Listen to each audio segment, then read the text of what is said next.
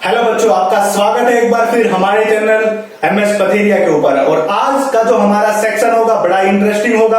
आज मैं आपके लिए लेके आया हूं सीबीएसई बोर्ड के numerical portion for CBSE board. इससे पहले अगर आपने हमारे चैनल को लाइक शेयर और सब्सक्राइब नहीं किया है तो कर लीजिए, आपको ऐसी ही वीडियो इस चैनल पे मिलती रहेंगी। अगर आपको वीडियो कंप्लीट समझ आए तो आप मेरे चैनल को सब्सक्राइब कीजिएगा और कंप्लीट वीडियो के साथ बने रहिएगा। और इसी यूट्यूब चैनल के ऊपर आपको केमिस्ट्री की वीडियोस भी बड़े इजी तरीके से मिल सकती हैं। तो हम पहला जो सेक्शन लेकर आए हैं उसके अंदर 4 न्यूमेरिकल सोल्व करेंगे। सीबीएसई बोर्ड में जो इंपॉर्टेंट न्यूमेरिकल आपके पास होते हैं आ सकते हैं इलेक्ट्रोस्टैटिक्स यूनिट्स के अंदर। और आज का जो टॉपिक जिसके ऊपर न्यूमेरिकल करेंगे वो होगा इलेक्ट्रिक फील्ड। इलेक्ट्रिक फील्ड के टॉपिक के ऊपर उसके अंदर जो जो बातें आएंगी, electric dipole, electric field, axial point, उन सब के ऊपर हम बात करेंगे। तो सबसे पहले अगर आपको ये क्वेश्चन सोल्व करने हैं तो आपको कुछ बेसिक फॉर्मूलाज पता होनी चाहिए, जो कि मैं पहले भी आपको बता चुका हूं। मैंने आपको पहले भी बताया था कि इलेक्ट्रिक फील्ड की वैल्यू जो होती है वो K क्यू बाय में R का स्क्वायर होता है, और जो फोर्स होता है वो होता है K क्यू बाय में R का स्क्वायर। देखिए इतने हैवी और मुश्किल फार्मूले नहीं है, ये फॉर्मूला आपको पहले भी पता है कि electric field K Q by R square होता है, ये बता चुका हूं। फोर्स भी K Q by R square होता है, ये बता चुका हूं। अगर कोई बच्चा नया तो पहले थ्योरी की जो वीडियोज है वो आप देखिए और उसके बाद आप ये न्यूमेरिकल सोल्व करोगे तो आपको बड़ी ही इजीली आपको न्यूमेरिकल सोल्व हो जाएंगे। इसके बाद फोर्स का फार्मूला क्यू इंटू ई के बराबर भी होता है, बहुत बार बता चुका हूं, फिर बता रहे हैं। देखिए K Q by R square की वैल्यू E, तो इस K Q by R square की जगह में E पुट करूंगा तो फोर्स कितना हो जाएगा, क्यू इंटू ई के ऊपर। इसके बाद मैंने इलेक्ट्रिक फील्ड जो है शॉर्ट डाइपोल के लिए बताया था, शॉर्ट डाइपोल के लिए, और वो कहां पे, एक्सिस के ऊपर। शॉर्ट डाइपोल के लिए कितना बताया था, 2kp बाय में R क्यूब, ये बताया था। अगर वो शॉर्ट डाइपोल ना हो, वो लंबा डाइपोल हो, तो उसके लिए क्या हो जाएगा, E एक्सियल पोजीशन के ऊपर हमारे पास कितना हो जाएगा, KPR 2 के साथ R square minus A square whole का स्क्वायर, ये हो जाएगा 2kpr R square minus A square whole का स्क्वायर। अगर वो डाइपोल शॉर्ट ना हो, वो डाइपोल ऐसा ना हो, वो डाइपोल शॉर्ट ना हो, तो ऐसा केस होगा हमारे पास। इसके बाद हमने और भी इसके साथ बातें की थी, और भी बहुत सारी बातें की थी जो हमें डिस्कस करनी थी। हमने E इक्विटोरियल के ऊपर भी निकाला था, और हमने E जो है एनी पॉइंट के ऊपर भी निकाला था। एनी पॉइंट का जो आया था वो कितना आया था, KP बाय में R क्यूब, और ये अंदर था 3 cos स्क्वायर थीटा माइनस 1 के बराबर। ये था हमारे पास KPR बाय में R square minus A square whole की पावर 3/2 के बराबर था। R square minus A square, और इस होल की पावर क्या हो जाएगा, क्यूब हो जाएगा। ये KPR, ये नहीं था बच्चों, ये था KP बाय में R square minus A square की पावर 3/2। क्योंकि अगर मैं इसको शॉर्ट डाइपोल की बात करूंगा, A की जगह हमने वहां पे L लिया था, आप L भी ले सकते हो, कोई बड़ी बात नहीं है। यहाँ पे A दिख रहा होगा आपको, वहां पे आप L भी ले सकते हो। अगर आप इसको हटाओगे तो ये 2 से 2 कैंसिल, और R की पावर 3 बचेगा। KP by R cube equatorial का होता है, KP बाय में R क्यूब जो शॉर्ट डाइपोल के लिए एक्सियल का होता है, और ये एनी पॉइंट के ऊपर भी मैंने इसको बता दिया। तो ये सब फार्मूले सबसे पहले आपको पता होनी चाहिए। इलेक्ट्रिक फील्ड क्या होता है, फोर्स क्या होता है, एक फोर्स का फार्मूला ये भी होता है। और ये शॉर्ट डाइपोल के लिए, अगर ये हम लॉन्ग डाइपोल और इसके लिए शॉर्ट डाइपोल के लिए लिखूं तो KP बाय में R क्यूब के बराबर हो जाएगा। और ये तीसरा केस KP बाय में R cube 3 cos square theta minus 1। ये सब केसेस आपको जो है पता होनी चाहिए। तो बच्चों अभी आपको फॉर्मूला पता होगा। अब हम स्टार्ट करते हैं numerical number first.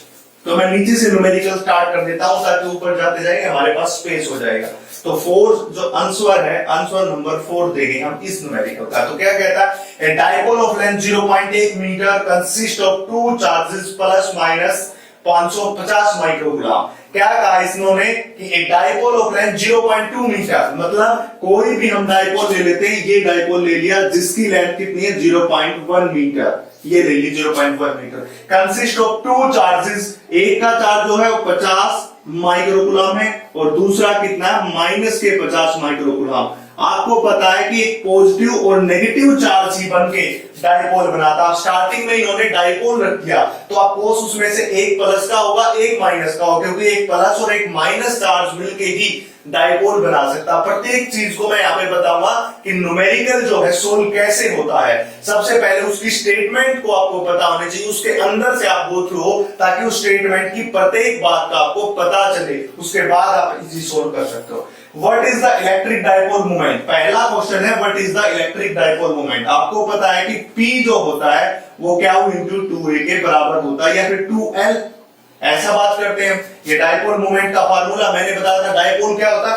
To equal, दोनों equal and opposite charge are separated by some distance, तो सेपरेट कर दिए दोनों, और उनके पास कुछ डाइपोल मोमेंट भी होता है। वो क्या होता है? चार्ज और उनके बीच की डिस्टेंस का प्रोडक्ट।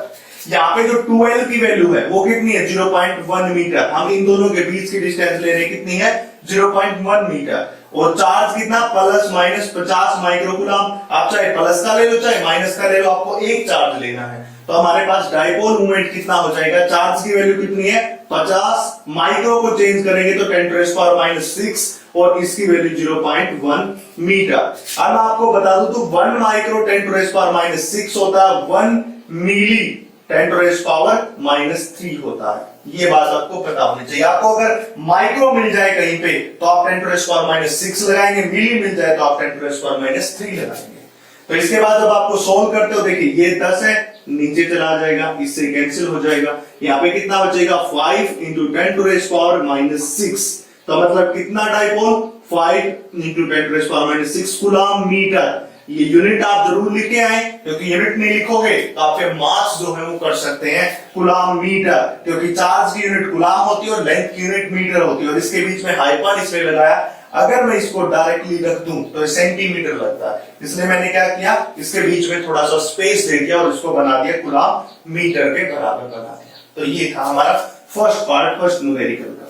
अब second, find out E due to a dipole at point on axis 0.2 metre from one of charge. मैंने आपको पहले ही ये बात बताई थी कि जो डाइपोल है, डाइपोल मोमेंट होता है, उसके 3 केसेस होते हैं इलेक्ट्रिक फील्ड निकालने के। एक एक्सिस के ऊपर होता है, दूसरा जो उसका इक्वेटोरियल के ऊपर, और तीसरा एट एनी पॉइंट के ऊपर। तो सबसे पहले हम एक्सिस की बात करते हैं। इसकी स्टेटमेंट पढ़ो। डाइपोल, देखिए E due to a dipole at point on axis 0.2 metre from one charge. हम वहां से यहां से R लेते थे, यहां से R लेते, पर यहां से नहीं है, ये यहां से बोल रहा एक चार्ज से इस तरफ ले लिया M पॉइंट, और इससे एक चार्ज से कितना दूर है ये? 0.2 मीटर, 0.2 मीटर। अब क्या होता है कि बच्चे इसमें क्या करते हैं कि जैसे कि जब हमने इसका डेरिवेशन सोल्व किया था तो हमने कहां से लिया था? यहां से लेके यहां तक आते कि हमने जब ये इन चार्जेस के बीच निकाला था तो इसमें से माइनस की थी, इस और इस चार्ज के बीच निकाला था तो इसके लिए प्लस किया था। बट यहाँ पे क्वेश्चन में क्या बोला है कि इस चार्ज से 0.2 मीटर है, मतलब अगर मुझे वो R निकालनी है, ये R निकालनी है, तो इस 0.2 मीटर, देखिए ये पूरा 0. था इतना, तो ये होगा 0.05, 0.05। अगर मुझे कंप्लीट चाहिए तो कितनी हो जाएगी? 0.25। 0.2 में ये हाफ और मैंने जोड़ दिया तो 0.25 मीटर हो जाएगी। इसके बाद आपके मन में एक क्वेश्चन और भी आ रहा होगा कि सर हम इसके ऊपर क्यों ना सोल्ड डाइपोल का केस लगा दे। नहीं बच्चों, सोल्ड डाइपोल का केस के लिए क्या होता है कि ये होता है कि R² is greater than A², मतलब इस R² की वैल्यू A² से बहुत बड़ी होनी चाहिए। बट यहाँ पे ऐसा नहीं है, ये 0.1 मीटर है, 0.2 मीटर, मतलब इसका 50%, मतलब ये कंपेरेबल है, इतना भी कम नहीं है कि हम इसको क्या कर सके, नेग्लेक्ट कर सके। तो इसलिए हमने क्या किया, अब हम क्या लगाते हैं, देखिए डाइपोल जो है एक्सिस के ऊपर, आपको सीधा फार्मूला पुट करना है। डाइपोल एक्सिस के ऊपर जो डाइपोल होता है वो क्या होता है? वो होता है 2kpr बाय में R² माइनस L² और पोल का स्क्वायर। अगर ये शॉर्ट डाइपोल होता तो क्या होता है? 2kp बाय R², बट ये शॉर्ट डाइपोल नहीं है। अब देखिए E एक्सिस के ऊपर निकालने के लिए हमें 2k की वैल्यू 9 इंटू 10⁹ होगी, और डाइपोल मोमेंट क्या होता है? Q into 12।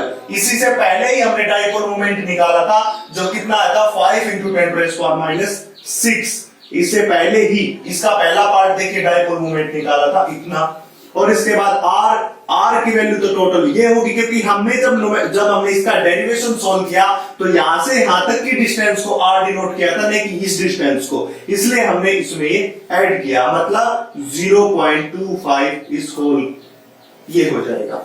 बाय में क्या हो जाएगा 0.25 इसका स्क्वायर माइनस में एल का मतलब 0.1 इसका स्क्वायर और फिर होल का भी क्या हो जाएगा स्क्वायर हो जाएगा।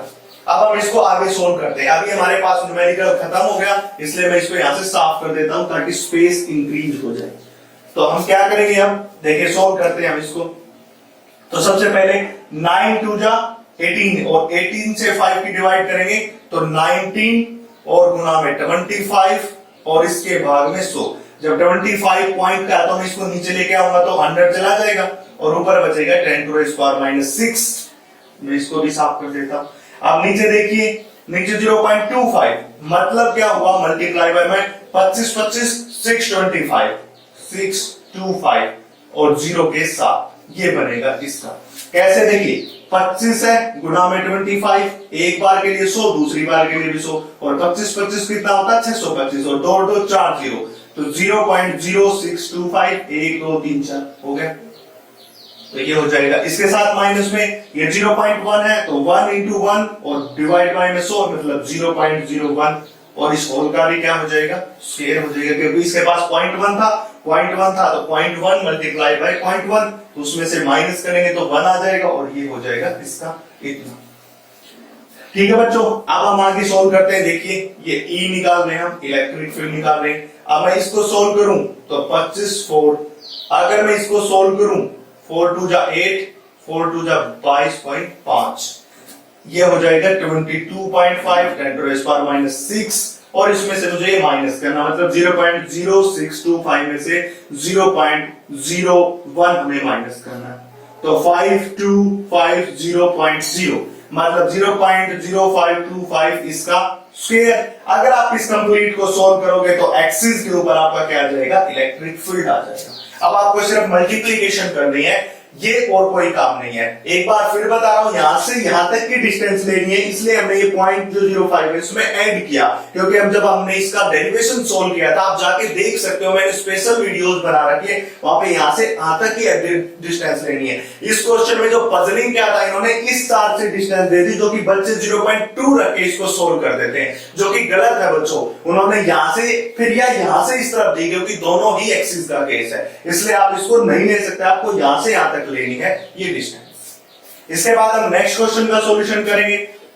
मुझे लगता है कि ये क्वेश्चन आपको समझ आ गया होगा, मैंने बड़े इजी तरीके से इसको टैकल किया था। अब हम क्या करेंगे, आंसर नंबर 3 देखेंगे, तीसरे क्वेश्चन का। क्या कहता है कि 2 point charges 5 into 10 to the power -19 coulomb and 20 into 10 to the power -19 coulomb are 2 metre apart. मतलब इसका क्या कह रहा है कि एक चार्ज ये रहा, दूसरा चार्ज ये रहा।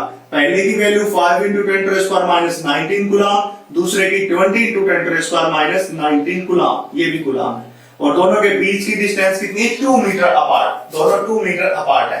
फाइंड द पॉइंट और line joining them at which electric field is 0। यानी कि ये जो लाइन जो इन दोनों को ज्वाइन कर रही है, इसके ऊपर, इस पूरी लाइन के ऊपर एक पॉइंट ऐसा है जहां पे इलेक्ट्रिक फील्ड कितना है 0। मैं मान लेता हूं कि कंप्लीट डिस्टेंस r है जो कि 2 मीटर है, और मैं पहले इससे पहले वाला पार्ट आप न्यूमेरिकल का देखोगे, वहां पे हमने फोर्स को 0 किया था, हमने वहां पे फोर्स का इक्विलिब्रियम दिया था। इक्विलिब्रियम वो पॉइंट होता है जहां के ऊपर नेट फोर्स 0 या नेट इलेक्ट्रिक फील्ड 0। तो पहले हम फोर्स के लिए सोल्व कर चुके हैं इक्विलिब्रियम, अब E0 का मतलब इक्विलिब्रियम और किसका इलेक्ट्रिक फील्ड का। हम मान लेते हैं कि यहां पे जो है इस चार्ज से जो है ये जो हमने चार्ज किया, इससे हमने ये माने कि पूरी डिस्टेंस कितनी थी 2 मीटर। हम ये मान लेते हैं कि यहां से r डिस्टेंस के ऊपर, इस चार्ज से r डिस्टेंस के ऊपर इलेक्ट्रिक फील्ड कितना होगा 0। मैंने क्या कहा, ये ऐसा पॉइंट ले लिया जहां पे इलेक्ट्रिक फील्ड क्या होगा 0, और कहां से, इस चार्ज से r डिस्टेंस। समझ आई? हम मान लेते हैं, लेट कर रहे हैं कि इस चार्ज से r डिस्टेंस के ऊपर इलेक्ट्रिक फील्ड क्या होगा 0 होगा। अगर इसके ऊपर डिस्टेंस 0 होगा तो ये कितनी बचेगी r-2, क्योंकि ये पूरी थी 2 मीटर और ये गई हमारी r, तो ये बचेगी 2 r। ये पूरी डिस्टेंस थी 2, इसमें से माइनस करेंगे तो ये कितनी बचेगी 2 r बचेगी, क्योंकि पूरी डिस्टेंस थी 2 आर भी तो 2 माइनस आर। मैंने क्या किया, हमने मान लिया कि इस पूरी लाइन के ऊपर ये पॉइंट ऐसा जहां पे इलेक्ट्रिक फील्ड जीरो है, जहां पे इक्विलिब्रियम हो रहा है, तो हमने इसको आर डिस्टेंस के ऊपर मान लिया। इससे तो ये कितनी बचेगी 2 माइनस आर। अब मैं क्या करूंगा, इसके कारण इसके ऊपर इलेक्ट्रिक फील्ड और इसके कारण इसके ऊपर इलेक्ट्रिक फील्ड फाइंड आउट करते हैं। तो करते हैं सबसे पहले तो E1 electric field due to 5 into 10⁻⁻⁻19 coulomb, जो कि E1 के बराबर होगा इस चार्ज के कारण। तो क्या हो जाएगा K, ये मान लेता हूं मैं Q1 चार्ज और इसको मैं मान लेता हूं Q2 चार्ज। तो K Q1 बाय में R, इन दोनों के बीच की डिस्टेंस है R स्क्वायर। तो अगर मैं E1 की वैल्यू निकालूं तो K की वैल्यू 9 into 10⁻9 पहले से ही पता, यूनिवर्सल कांस्टेंट होता है। इसके बाद Q1 चार्ज ये रहा 5 into 10⁻⁻19 कूलम डिवाइडेड बाय में R स्क्वायर, ये R स्क्वायर को मैंने रख दिया। अब इसके बाद मैं निकालता हूं E2, और E2 किसके कारण होगा, इस Q2 चार्ज के कारण होगा। तो K Q2 बाय में R का स्क्वायर, और यहां के लिए R कौन है 2 माइनस R है, यहां पे R कौन है 2 माइनस R का स्क्वायर। तो यहां पे क्या हो जाएगा, K की वैल्यू कितनी रखेंगे 9 into 10⁻9 और Q2 की वैल्यू कितनी 20 into 10⁻19 रखा हुआ है, और ये 2 माइनस R इस होल का स्क्वायर हो जाएगा। ये इतनी बात आपको समझ आई। अब इसके बाद हमें क्या करना, देखिए इस पॉइंट के ऊपर इलेक्ट्रिक फील्ड कब जीरो हो सकता है, तब जीरो हो सकता है जितना ये चार्ज इलेक्ट्रिक फील्ड लगाए उतना ही ये भी लगाए, और दोनों एक दूसरे के अपोजिट हो। मतलब ये जो इलेक्ट्रिक फील्ड लगाएगा वो इस तरफ, ये जो इलेक्ट्रिक फील्ड लगाएगा इस तरफ, मतलब इसके द्वारा इस तरफ और इसके द्वारा इस तरफ, और दोनों क्या होने चाहिए इक्वल, ताकि ये वाला पार्ट इसको क्या कर दे कैंसिल आउट कर दे। जैसे ही ये पार्ट इसको कैंसिल करेगा तो इलेक्ट्रिक फील्ड क्या हो जाएगा जीरो। ऐसी बात मैं पहले बता चुका हूं कि जिस पॉइंट के ऊपर हमने इलेक्ट्रिक फील्ड जीरो माना है उसके ऊपर इसके कारण जो इलेक्ट्रिक फील्ड होगा उस तरफ, इसके कारण जो इलेक्ट्रिक फील्ड होगा इस तरफ, और दोनों एक दूसरे को क्या कर देंगे कैंसिल आउट कर देंगे। जैसे एक दूसरे को कैंसिल आउट करेंगे तो इलेक्ट्रिक फील्ड क्या हो जाएगा जीरो। अब मुझे क्या करना, E1 को इक्वेट करना E2 के बराबर, मतलब E1 इज इक्वल टू मैं E2। जैसे ही E1 E2 के बराबर होगा, दोनों एक दूसरे को कैंसिल करेंगे तो इलेक्ट्रिक फील्ड कितना हो जाएगा जीरो। तो देखिए हम यहाँ पे इक्वेट करते हैं। सबसे पहले E1 की वैल्यू 9 into 10⁻9, इसके साथ मल्टीप्लाइड बाय में 10⁻⁻19 और डिवाइडेड बाय में R का स्क्वायर। अब मैं इसको साफ कर देता हूं, यहां से ये थोड़ा सा मैं साफ कर रहा हूं इसको। अब E2 की वैल्यू को इक्वेट करेंगे तो 9 into 10⁻9, इसके साथ मल्टीप्लाइड बाय में 20 into 10⁻�9 और 2 माइनस R होल का स्क्वायर। अब देखिए इससे ये कंप्लीट कट रहा है, अब 10⁻⁻90 से कट गया और इसको 4 ये होगा। मैं इसको साफ कर देता हूं। अब यहाँ पे क्या बचा 1 बाय में R का square is equal to 4 2 minus R का स्क्वायर। अब मैं इसको इस तरफ लेके आता हूं, 2 माइनस R का square is equal to 4R square. अगर मैं इस तरफ से स्क्वायर हटाऊं तो इस तरफ रूट जाएगा, अगर मैं इस तरफ से स्क्वायर हटाता हूं तो इस तरफ कौन जाता रूट, ये पार वहां पे जाके क्या बन जाती रूट। मैथमेटिक्स की बात है। तो यहाँ पे क्या बचेगा 2 माइनस R, 4 का रूट 2, अगर 2 हटाए तो 4 रूट आया, रूट 4 का रूट 2 और R स्क्वायर का R, मतलब यहाँ पे क्या बनना 2 minus R is equal to में 2R। ये उस तरफ जाएगा तो प्लस का 2R प्लस R, मतलब 2 इज इक्वल टू में 3R, मतलब R इज इक्वल टू में 3/2। मतलब इस पहले चार्ज से जो हमने यहाँ पे चार्ज लिया था, ये चार्ज लिया था जो R डिस्टेंस, मतलब पहले चार्ज से 3/2 डिस्टेंस के ऊपर हमें क्या मिलेगा इलेक्ट्रिक फील्ड जीरो। जो हमने R माना था वो पहले Q1 चार्ज से R जो डिस्टेंस मानी थी वो 3/2, मतलब Q1 चार्ज से जो इलेक्ट्रिक फील्ड जीरो कब होगा अगर हम 3/2 डिस्टेंस के ऊपर जाएंगे। मैं इसको थोड़ा सा एक्सप्लेन कर देता हूं यहां से साफ करके। देखिए हमने लिया था ये Q1 चार्ज, ये Q2 चार्ज, यहाँ पे यहां तक की R डिस्टेंस और ये डिस्टेंस 2 माइनस R, और ये है हमारे पास 3/2। अगर मैं इस Q1 चार्ज से चलना स्टार्ट करूं, ये चला चला चला चला और यहाँ पे आ गया 3/2 डिस्टेंस, तो यहाँ पे इलेक्ट्रिक फील्ड एब्सोल्युटली कितना हो जाएगा जीरो हो जाएगा। आप कह सकते हो कि R अगर 3/2 है तो इलेक्ट्रिक फील्ड 100% उस पॉइंट के ऊपर क्या होगा जीरो। हाँ तो बच्चों अब तक हम जो सोल्व कर चुके हैं वो 2 न्यूमेरिकल जो है सोल्व कर चुके हैं। अब हमारे पास 2 न्यूमेरिकल और हैं। अब मैं क्या करता हूं, आंसर नंबर 2 यानी कि दूसरे न्यूमेरिकल को सोल्व करता हूं। मैंने साफ कर दिया, हमारे पास और स्पेस आ गया।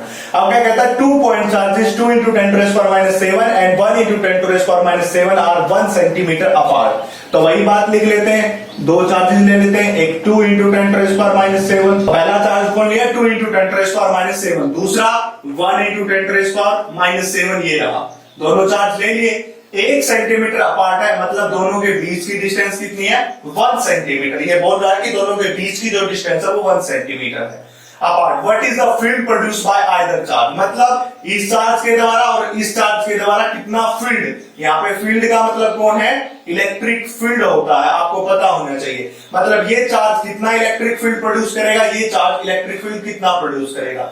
देखिए यहाँ पे समस्या की बात है कि जो इलेक्ट्रिक फील्ड का फार्मूला है वो K/R का स्क्वायर होता है, ये बात है समस्या की। मान लिया जब मैंने A पॉइंट बात कर ली और ये B पॉइंट की बात कर ली, अब आप क्या करोगे, अगर फोर्स होता तो दो चार्जेस लेते थे, K/1 K/2/R², ये ले लेते, ये ले लेते। अब बात क्या आती है कि K/R² है, इसका इलेक्ट्रिक फील्ड का फार्मूला ये है। अब एक चार्ज लेना, अब समस्या ये कि हम कौन सा चार्ज ले, इलेक्ट्रिक फील्ड फाइंड आउट करें। बट आपको यहां से एक छोटी सी बात मैं बताता हूं, देखिए ये जो चार्ज है A, इसके ऊपर जो फील्ड लगाएगा कौन लगाएगा, B लगाएगा। मतलब A के ऊपर जो फील्ड होगा वो B के कारण होगा। अगर मुझे A के ऊपर कोई इलेक्ट्रिक फील्ड पूछे तो कौन से चार्ज का यूज करूंगा, इस चार्ज का, क्योंकि ये चार्ज इसके ऊपर फील्ड लगाएगा। कोई भी चार्ज खुद के ऊपर फील्ड नहीं लगाता। अगर मैं एक चार्ज हूं तो मैं अपने ऊपर फोर्स नहीं लगा सकता, मैं दूसरे चार्ज के ऊपर फोर्स लगाऊंगा। अगर मैं चार्ज हूं तो मैं खुद के ऊपर इलेक्ट्रिक फील्ड नहीं, मैं दूसरे के ऊपर इलेक्ट्रिक फील्ड लगा सकता हूं। मैंने क्या बोला था, ये स्पेस अराउंड द चार्ज, ये रहा जिसके अंदर इलेक्ट्रिक फील्ड फैल कर सकते हैं। मतलब यहाँ पे कोई चार्ज प्रेजेंट है तो इसके कारण जो इलेक्ट्रिक फील्ड आएगा ये तभी तो महसूस करेगा। मतलब इसका इलेक्ट्रिक फील्ड इस पे और इसका इलेक्ट्रिक फील्ड इस पे।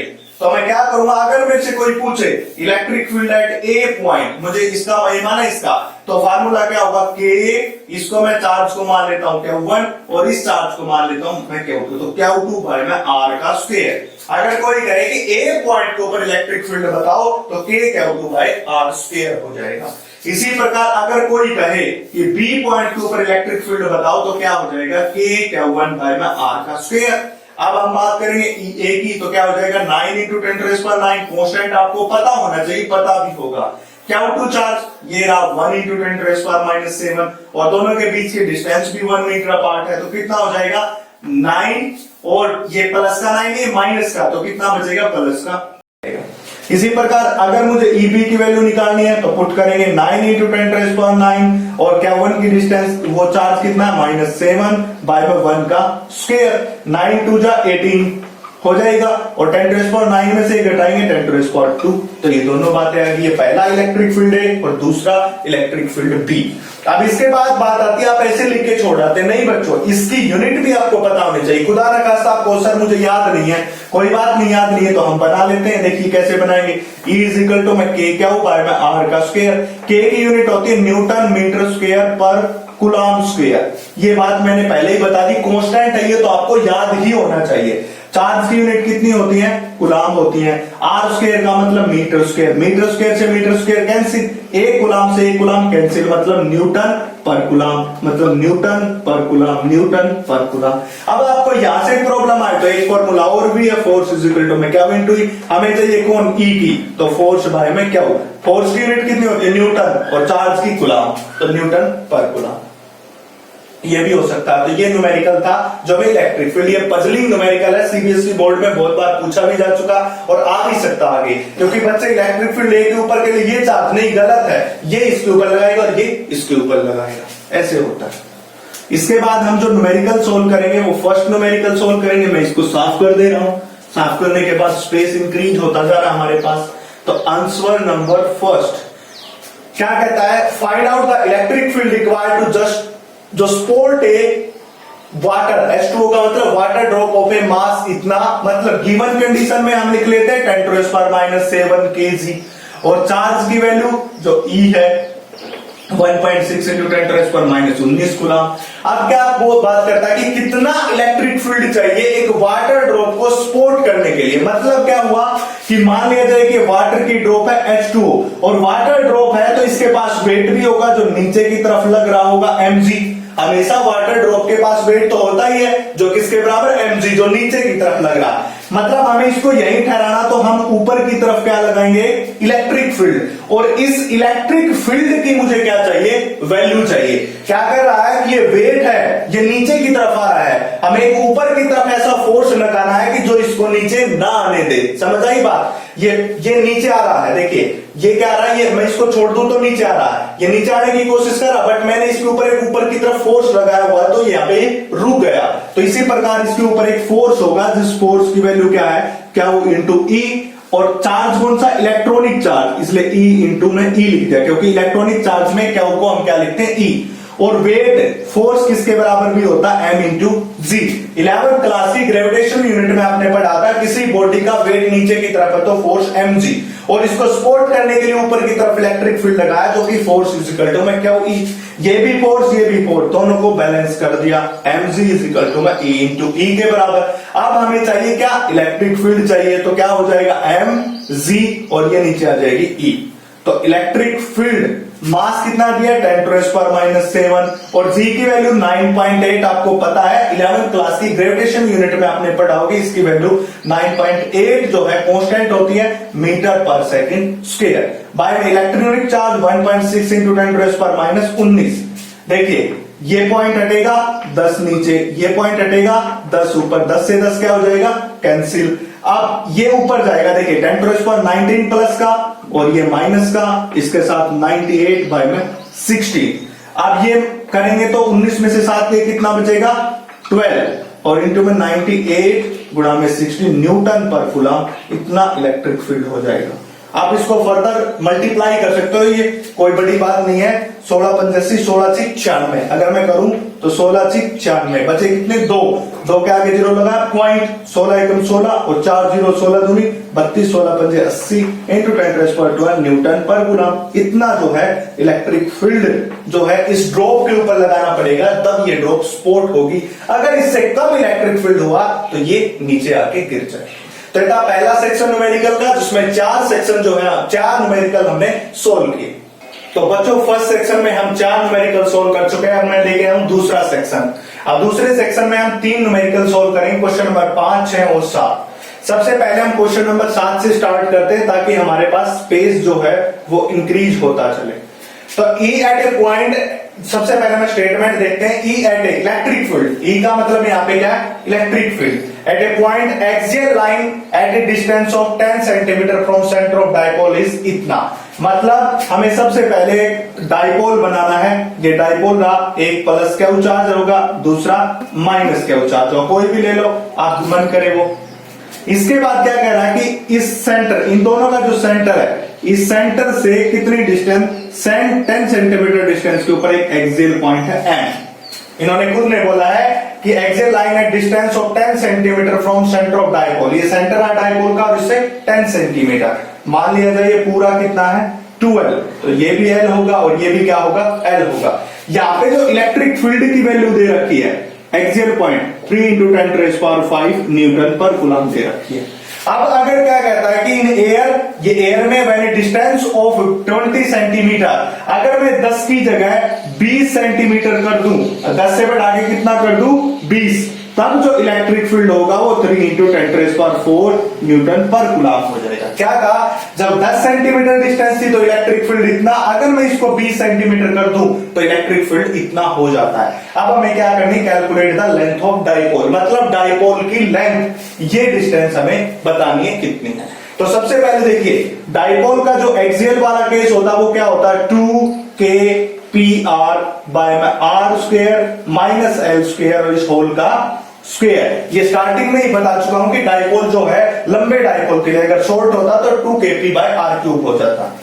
अब पहली बात में जो इलेक्ट्रिक फील्ड है वो कितना है, 3 × 10⁵ is equal to 2k, k को k ही रख लो कांस्टेंट है, p को भी p रख लो, ये भी कांस्टेंट मान लिया हमने, r, इसके बाद हमने कह लिया r। अब r की डिस्टेंस कितनी, 10 सेंटीमीटर, इसको मीटर में बदलेंगे तो 0.1, 10 सेंटीमीटर को मीटर में अगर बदलोगे तो 10/100 0.1, डिस्टेंस में r का मतलब 0.1 का स्क्वायर माइनस में l स्क्वायर होल का स्क्वायर। अगर हमारे पास ये l आ जाए तो हम इसको डबल कर दे तो हमारे पास क्या आ जाएगी, उनके बीच की डिस्टेंस आ जाएगी। अब ये था हमारा फर्स्ट केस जिसको हमने इक्वेशन नंबर फर्स्ट माने, पहली इक्वेशन की हमने बात की। इसके बाद मैं क्या कर सकता हूं, यहां से थोड़ा सा मैं इसको साफ कर लेता हूं बच्चों, ये होगा। अब इसके बाद जब ये डिस्टेंस 20 सेंटीमीटर हो जाए तब इलेक्ट्रिक फील्ड कितना है, 3 × 10⁴ जब ये डिस्टेंस 20 हो जाए इज इक्वल टू में 2 की जगह 2, k की जगह k, p की जगह p, और ये डिस्टेंस 0.2 हो जाएगी और बाय में 0.2 का स्क्वायर माइनस में l का स्क्वायर और होल का स्क्वायर। अब मैं क्या करता हूं, ये इक्वेशन नंबर हमारे पास कौन आ गई, 2 आ गई। अब मैं इक्वेशन नंबर फर्स्ट को इक्वेशन नंबर 2 से डिवाइड कर देता हूं। क्यों, क्योंकि हमारे पास केवल यहाँ पे भी l अननोन है और यहाँ पे भी l अननोन है। हम इन दोनों इक्वेशन को सोल्व करके इस l की वैल्यू फाइंड आउट करनी है। देखिए मैं इसको साफ कर दे रहा हूं। इसको साफ करने के बाद मुझे क्या करना है, यहाँ पे लिखूंगा मैं डिवाइड 1/2। पहली को किससे डिवाइड कर दो, 2 से। ये पहली इक्वेशन है हमारे पास, इसको मैं 2 से डिवाइड करूंगा। देखिए मैं इसको साफ कर रहा हूं यहां से, तो मैं क्या करूंगा, 3 × 10⁵ इज इक्वल टू में 2 kp, और r की वैल्यू यहाँ पे 0.1 थी, डिवाइड बाय 0.1 का स्क्वायर माइनस में l स्क्वायर। ये किसकी वैल्यू थी, फर्स्ट इक्वेशन की। और सेकंड ये रही 3 × 10⁴ बचा, और इसके डिवाइड में जो होगा वो कितना होगा, 2 kp और इसके साथ 0.2 ऊपर जाएगा, 0.2 का स्क्वायर माइनस में l का स्क्वायर और होल का स्क्वायर। ये वैल्यू ऊपर चली जाएगी। देखिए 2 कैंसिल, kp कैंसिल, ये सब कैंसिल हो जाएंगे। यहाँ पे 0.2 था, हटाएंगे यहाँ पे 0.1, मतलब 1/2 बचा। यहाँ पे 3 से 3 कैंसिल, ये ऊपर देखिए अब ये जाएगा ऊपर तो ये माइनस का हो जाएगा। यहाँ पे कितना बचेगा, 10। ये इस तरफ आया, मल्टीप्लाइड बाय में 2, इस तरफ कौन बचेगा, 0.2 का स्क्वायर माइनस में l का स्क्वायर और होल का स्क्वायर, डिवाइडेड बाय में 0.1 का square minus l square whole का स्क्वायर हो जाएगा। इतनी बात आई बच्चों समझ में। ये इक्वेशन नंबर फर्स्ट को डिवाइड करने के बाद ये बात आई। अब मैं इसको क्या कर रहा हूं, यहां से साफ कर रहा हूं, थोड़ा स्पेस हमारे पास जो है इंक्रीज हो जाएगा। अब देखिए ये हमने पूरा 12। अब देखिए क्या हुआ, 10 × 2 = 20 हो गया। अगर मैं इन दोनों तरफ से स्क्वायर, अब ये सारा मैथमेटिकल है और कुछ भी नहीं है, 0.2 whole square minus l square by में 0.1 का स्क्वायर माइनस में l का स्क्वायर। देखिए यहाँ पे भी स्क्वायर था, यहाँ पे भी स्क्वायर। अगर मैं स्क्वायर को हटाता हूं तो यहाँ पे क्या जाएगा, रूट जाएगा। ये आपको पता होगा, स्क्वायर को हटाया तो इस तरफ रूट जाएगा। ऐसा होने के बाद मैं इसको इससे मल्टीप्लाई कर रहा हूं, 20 और 0.1 का स्क्वायर माइनस l स्क्वायर, और उस तरफ भी कितना हो जाएगा, 0.2 का स्क्वायर और माइनस में l का स्क्वायर। अब मैं इसको अंदर लेके जाऊं, इसको हम सोल्व कर रहे हैं, मैं इसको अंदर लेके जाता हूं, ये साफ कर रहा हूं, ये आपने देख ही लिया। अब मैं इसको अंदर लेके जा रहा हूं, देखो अंदर लेके जाऊंगा तो √20 मल्टीप्लाइड बाय 0.1, और 0.1 का स्क्वायर करेंगे तो 0.01, क्योंकि 1 का स्क्वायर 1 और पॉइंट जो 10 है जो नीचे आएगा उसका 100 होकर 0.01 माइनस में √20 l स्क्वायर, ये उसके साथ जाएगा। 0.2 का के बाद इसका स्क्वायर 0.04 हो जाएगा माइनस l स्क्वायर। अब मैं क्या करता हूं, इसको इस तरफ लेके आता हूं, इसको इस तरफ लेके आता हूं, तो √20 × 0.01 और माइनस में 0.4 इज इक्वल टू में √20, ये प्लस का हो जाएगा l स्क्वायर और माइनस में ये माइनस का तो l स्क्वायर। अब कितना हो जाएगा, √20 मल्टीप्लाइड में 0.01 माइनस में 0.4। अब देखिए यहां से l स्क्वायर को कॉमन ले लिया, यहां से l स्क्वायर कॉमन लूंगा तो यहां पे क्या बचेगा, √20 - 1, तो यहां पे l स्क्वायर हमारे पास कितना आ जाएगा, √20 × 0.01 माइनस 0.04, ये होगा डिवाइडेड बाय में √20 - 1। अब इस √20 को आप सोल्व भी कर सकते हो। कैसे सोल्व कर सकते हो, ये होता, देखिए √20 कितना होता है, 5 × 4 इसका रूट, और 4 का कितना 2 और 2√5, इसको 2√5 करके सोल्व करो, इसमें से माइनस करो, इससे क्या कर दो, डिवाइड कर दो। जैसे ही डिवाइड करोगे तो आपके पास क्या आएगा, l का स्क्वायर आएगा, फिर l निकलेगा और l को हम क्या कर देंगे, डबल। ऐसे आपके पास क्या आ जाएगा, इतनी लेंथ हो जाएगी उस डाइपोल को। जो आप सोल्व करके ये l निकालो, ये l आएगी जो, उसको डबल कर दो, 2l कर दो, उसका 2 मल्टीप्लाई कर दो, तो हमारे पास क्या हो जाएगी। अगर मैं इसको सोल्व करके दिखाऊं तो कैसे करूंगा, देखिए l स्क्वायर हटाऊंगा तो इसके ऊपर क्या जाएगा, 1/2। अब ये हो जाएगा 2l, मतलब 2 √20 0.01 माइनस 0.04 डिवाइड बाय में √20 माइनस 1 और होल की पावर 1/2 2 टाइम्स। तो ये हो जाएगी लेंथ ऑफ डाइपोल, ये लेंथ ऑफ डाइपोल। अगर मैं इसको सोल्व करूंगा तो बहुत लंबा वीडियो बन जाएगा, आप सोल्व कर सकते हो। इसको सोल्व करोगे तो लेंथ ऑफ डाइपोल आपके पास आ जाएगी। और लेंथ ऑफ डाइपोल किस में लेंगे? मीटर में लेंगे, तो इसकी यूनिट क्या लिखेंगे? मीटर में। तो ये न्यूमेरिकल था, कुछ भी नहीं करना।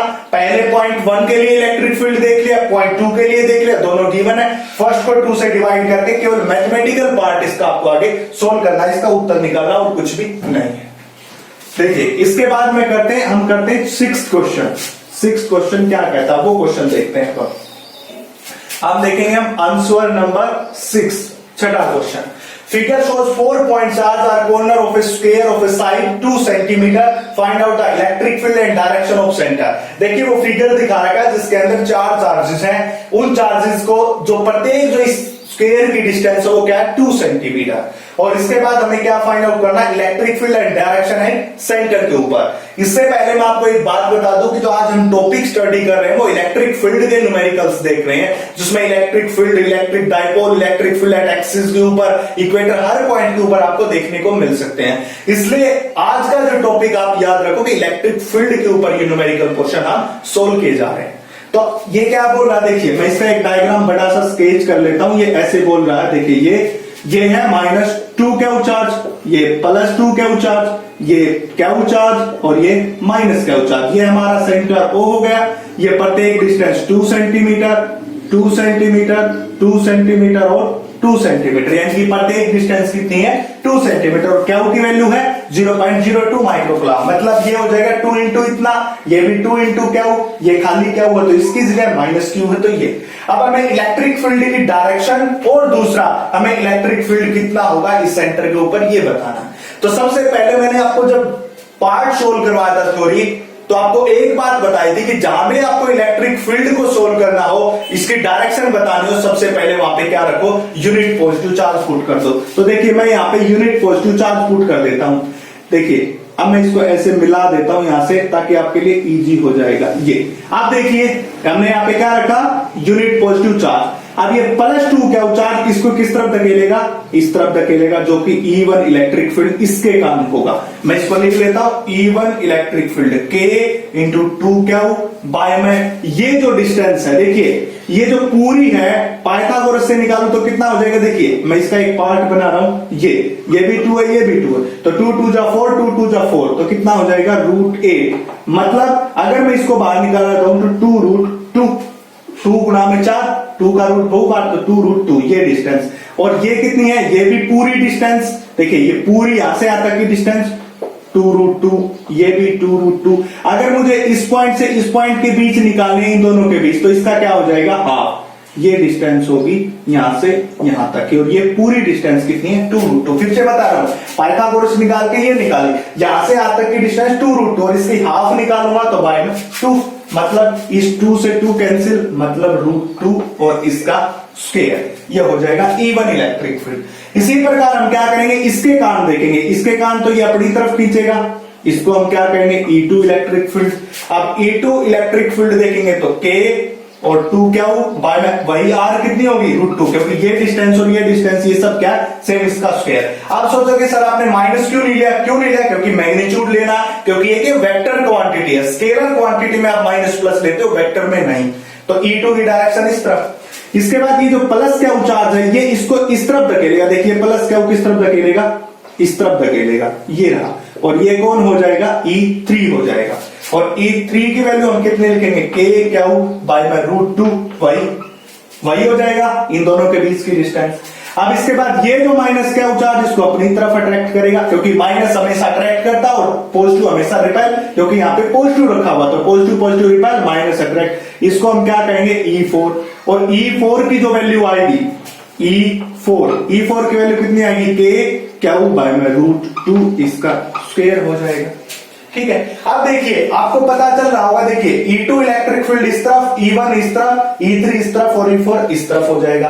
अब मैं आपको बात बता रहा हूं, देखिए जो E1 इलेक्ट्रिक, आप यहाँ पे आप देखो आगे, देखिए ये 2Q है, मैं इसको आगे लेके आता हूं, 2KQ बाय में ये हो जाएगा 2KQ बाय में दिस, ये भी कितना हो जाएगा? दिस। अब एक बात देखिए, के क्यू बाय में √2 का स्क्वायर। अब मैं इसको बिल्कुल आपको कुछ भी करने की जरूरत नहीं है, हाथों हाथों में आपको सोल्व करवा दूंगा और कुछ नहीं करना। के क्यू बाय में √2 का स्क्वायर, के क्यू बाय में √2 का स्क्वायर मतलब E1 और 2 और इस पूरे की वैल्यू कितनी है E3। ये रहा। हम पहले पॉजिटिव वाले की बात कर रहे हैं, पॉजिटिव ये पॉजिटिव वाले की बात करेंगे। तो ये E1 कितना हो गया, E1 इज इक्वल टू में 2 टाइम्स ऑफ E3। बात इतनी है समझ में। अब मैं बात करता हूं E2।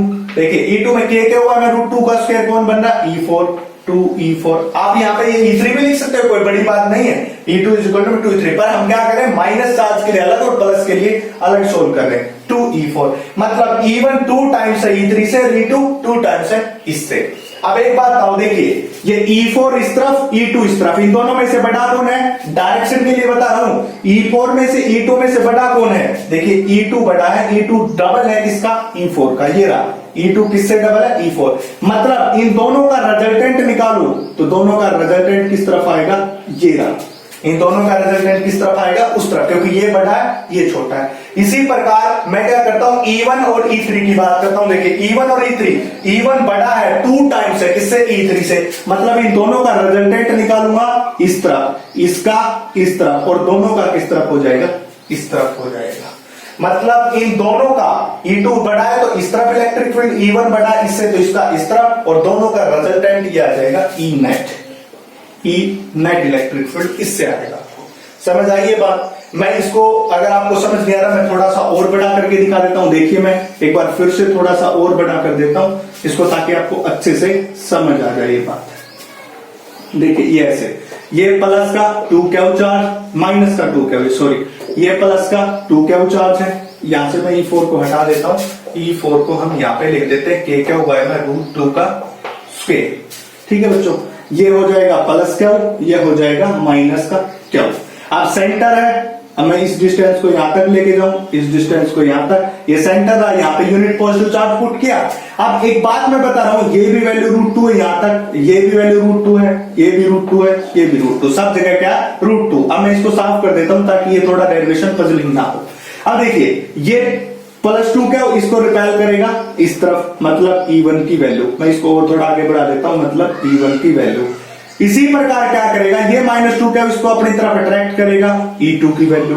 इसके बाद ये प्लस का उसको इस तरफ रिपेल करेगा, ये E3 की वैल्यू। ये इसको इस तरफ अट्रैक्ट करेगा, E4 की वैल्यू। ये चारों होगी। अब आप एक बात देखिए, E2 और E4 में से कौन बड़ा है? E2 बड़ा है 2 टाइम्स। मतलब अगर मैं इन दोनों का रिजल्टेंट निकालूं तो इस तरफ होगा, क्योंकि ये बड़ा है ये छोटा है। इसी प्रकार क्या करूं, अगर मैं E3 और E1 की बात करूं तो इन दोनों में से E1 बड़ा है तो इसका रिजल्टेंट भी इस तरफ। मतलब एक नए जो रिजल्टेंट टाइम चारों चार्ज के, एक ये रहा एक ये रहा, और इन दोनों का किस तरफ होगा?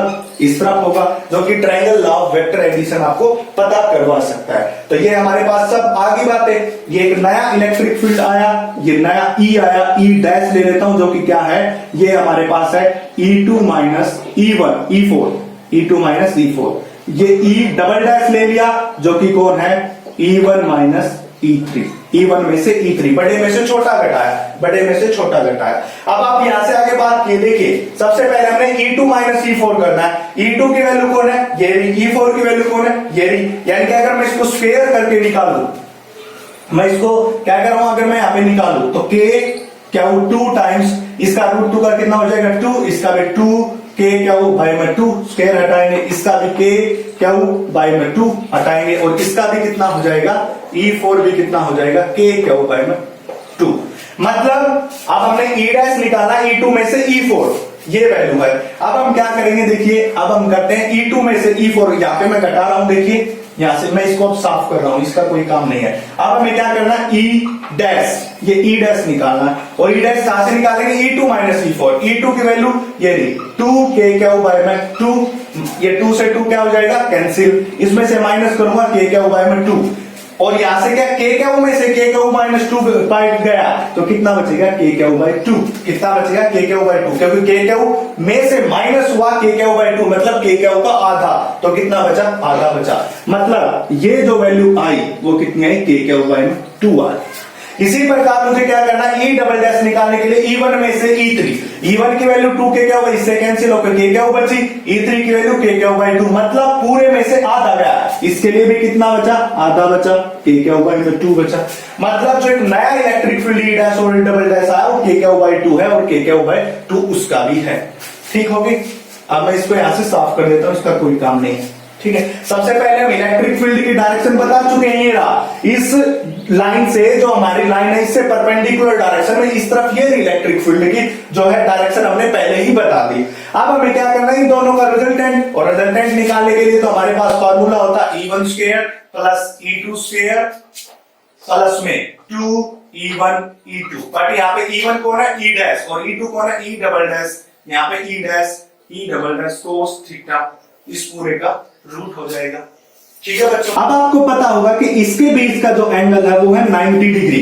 अगर मैं यहाँ पे 90 रखूं तो cos 90 की वैल्यू कितनी होती है, 0, मतलब ये पार्ट तो कितना होगा 0। हमारे पास क्या बचेगा, E डैश स्क्वायर प्लस में E डबल डैश का स्क्वायर और इसके ऊपर रूट ये इलेक्ट्रिक फील्ड।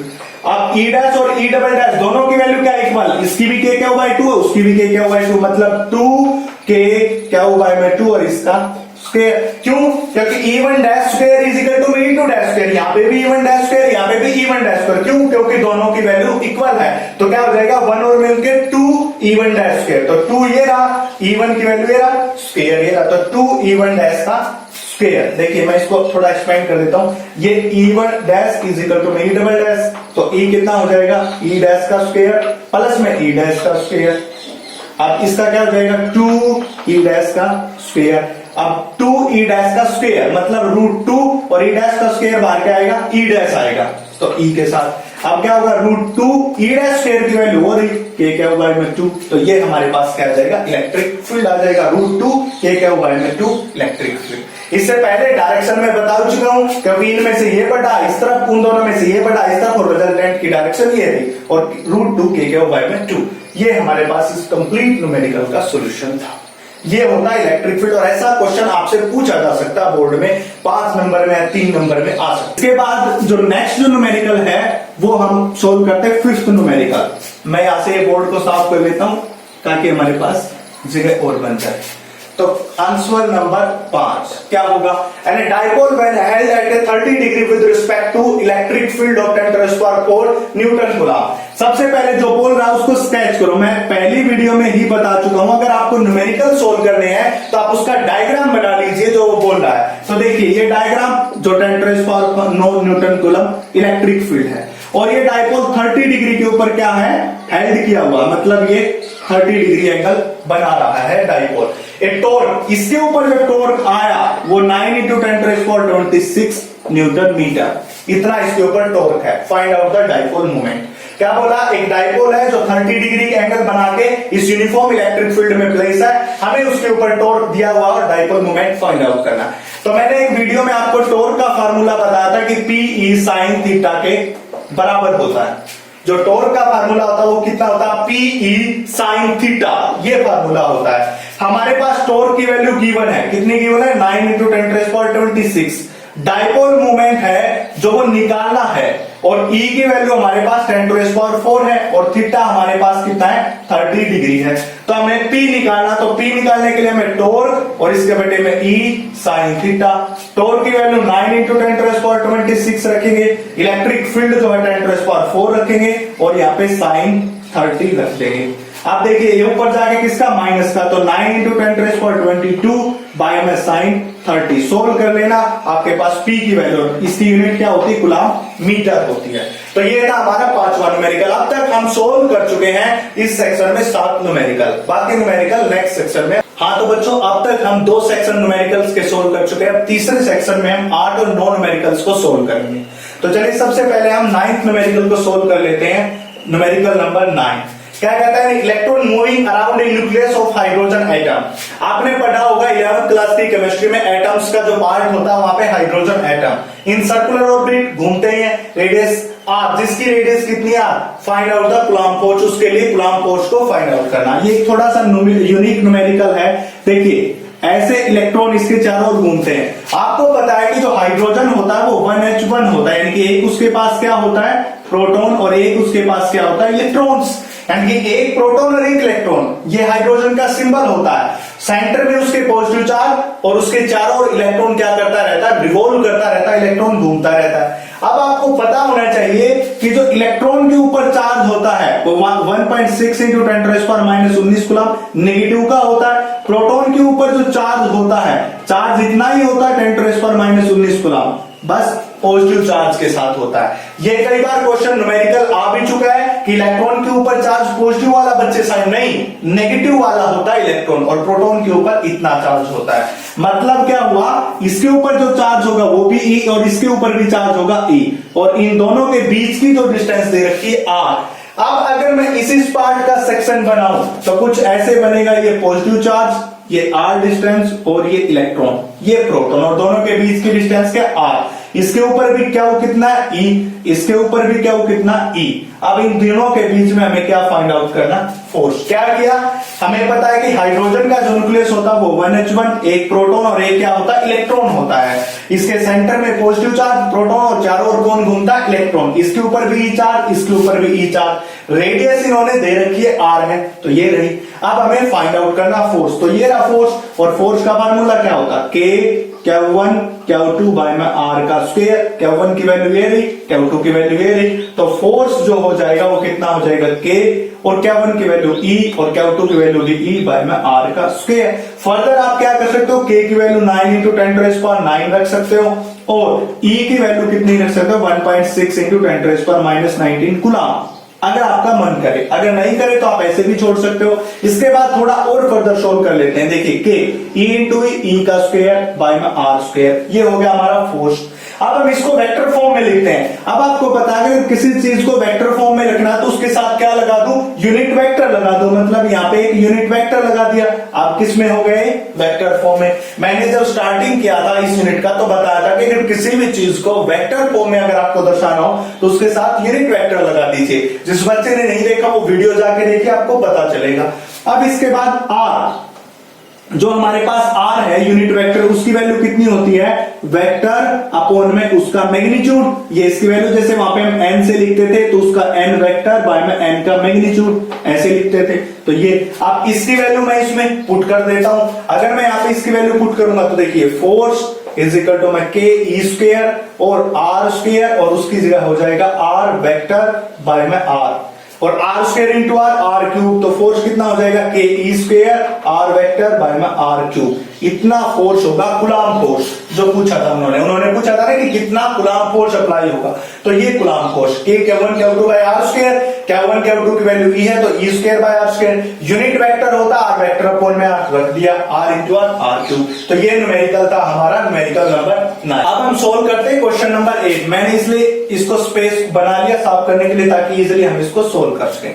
क्या कहता है, 2 charges plus minus 25 10⁻⁹ coulomb are placed at 6 metre distance. मैं इसको बना देता हूं कि एक चार्ज ये रहा, एक चार्ज ये रहा। एक की वैल्यू 25 इंटू 10⁻⁹ कूलम है और दूसरे की वैल्यू भी 10⁻⁹ कूलम है। यानी कि ये जो है नेगेटिव के साथ है और ये किसके साथ है, पॉजिटिव चार्ज के साथ। Find out the electric field eight 4 centimetre apart from centre. इसके सेंटर से 4 centimetre apart from a dipole on equatorial line. ये जो डाइपोल है इसके 4 सेंटीमीटर इक्वेटोरियल लाइन के ऊपर लेना है, 4 मीटर।